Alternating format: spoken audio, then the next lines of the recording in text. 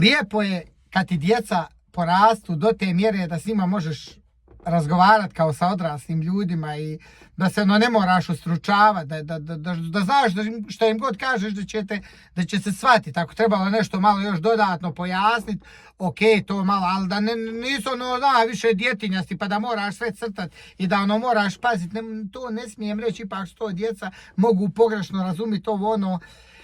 Tako, na primjer, ja sinoć sa svojom kćerkom odvezem njenu najbolju prijateljicu, odvezemo je skupa kući. I sad u povratku ja i ona pričamo. Moja kćerka, ona ne voli nacionalizam, ni nacionaliste. Ona to prezire. Znači, ništa na svijetu ne prezire kao nacionaliste.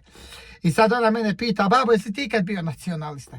Pa dobro, rekao, u ratu malo, rekao, jesam i poslije rata, tad je to bilo, rekao, normalno, svi bili nacionalisti, onda, rekao, malo i ja bio dijete, takva atmosfera bila.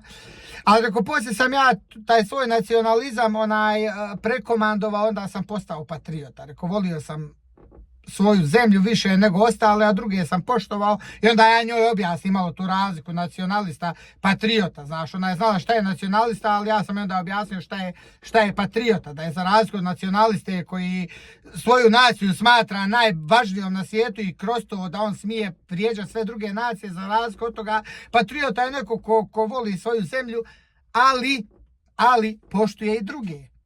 I onda ja to njoj objasnio malo šta je patriota. U svakom slučaju, kaže ona meni, kaže, ja kad se budem ako Bog da udavala babu, ja neću nikakve zastave, pošto je ona par puta bila ovdje po tim nekim svadbama turskim, šta ja znam, našim. I onda je vidjela te zastave i govori, babo, ne bi ja nikad neku zastavu stavila na auto i to je meni, kaže, tako bez veze. Ja govorim, blago babi, 100% nećeš. Rekao, evo ja ti obećavam, ako staviš ikakvu zastavu, rekao, ja ne znam za kog ćeš se ti udati. Ne znam to. Bilo s njegove, bilo s tvoje strane. I jedna zastava se pojavi na autu. Znači, ja se vraćam sa svadbe. Tvoj baba, neću prisustvovati svadbi. Nemoj neko zastavu za živu glavu. Dovde mi je ti zastava. Evo, dovde. Nikakvu, ni njemačku, nikakvu. Znači, zastava ne smije biti na autu. To ne treba, to ti ne treba. I tako smo onda još pričali i govori ona, pa zašto si ti tako sad malo sam ja što se tiče taj patriotizam, to je u mene totalno izumrlo. Ja više ništa ne osjećam. I ona mene tako pita, šta je bilo s tvojim, pa zar nisi sad patriota? Rekao, blago babi, to je umrlo. To, rekao, u meni više ne postoji, vjeruj mi. Ili igrala Bosna ili Kenija ili obala Bjelokosti, nikakvih više osjećanja nema. Vjerujete li vi to? Znači, moj vlastiti narod je ubio to u meni, vjerujte mi. Znači, ja evo i danas na Instagramu, na TikToku, ako dobijem 10 pogrdnih komentara, 9 je od ovih dole. Ja ne mogu to nazvat narodom, mislim, izvinjavam se, za mene nije narod. Nek svak izjašnjava se kako hoće, ali to je za mene neka sekta, ne znam ja šta je to, znači to narod nije. Ja ovdje sam u Njemačkoj, ima naroda razni, nema odakle, nema ljudi, stvarno.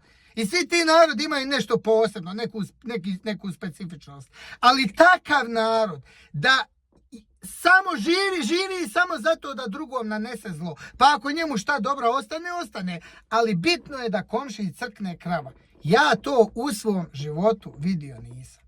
Znači, toliko mržnje prema svom, to ja u životu vidio nisam. I onda na neki način osjećaš se, jebote, pa nisam lud da budem tamo. Znači, nisam, hvala Bogu, ja nisam jedan od njih. A kao što sam rekao, ne mogu ja sad pripadat, ne mogu ja biti ni Švabo, ni Turčin, ni Albanac, ni Italijan, ne mogu, ali neću ni to, brate. Znači, ja se odričem, ne bi to bio, pa volio bi biti govno, cukino. Allah mi, cukino, govno je bolje biti. Jer imaš onako ništa, smrdiš, uvijek jedno to isti smrad. Ali ovo sektašenje, ovo saplitanje, stalno neko provociranje, neko vrijeđanje, neko žuganje, to nema niđe. Ja to ni u jednom narodu vidio nisam. Ni u jednom. Znači, evo 82 miliona Švaba.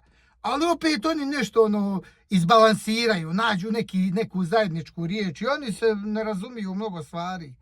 Znači, politički svak ima neku svoju stranku, ali opet oni nađu nešto. A te sektaši dole, ta nacija, ova 92-ka, pa to je katastrofa, čovječe. Katastrofa, ja to u životu svoj vidio nisam. Samo gledaju kako će ti nešto podapet, kako će te negdje saplest, kako će ti neko zlo učiniti, kako će te omalovažiti, kako će ti opsovat nešto, kako će te izvrijeđat.